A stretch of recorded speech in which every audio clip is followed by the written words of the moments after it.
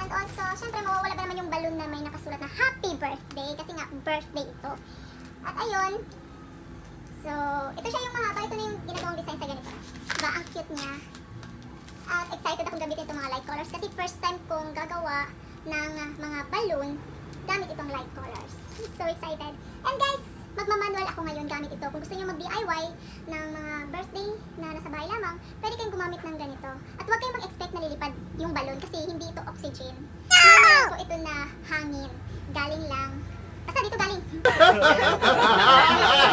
Siguradong mapapagod tayo pag ganito ginagamit pero okay lang yan. So let's start. Okay?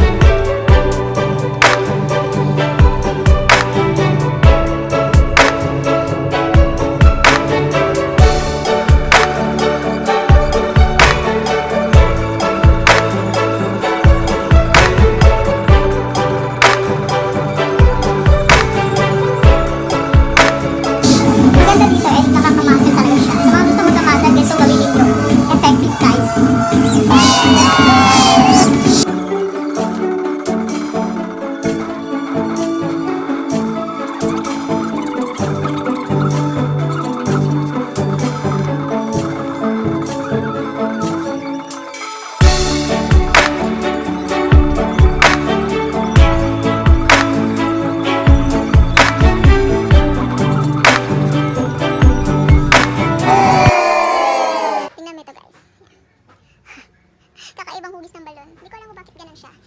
No! Nung una natakot ako kasi baka biglang puputok. Ganun. Ayan, sige na, ituloy lang natin.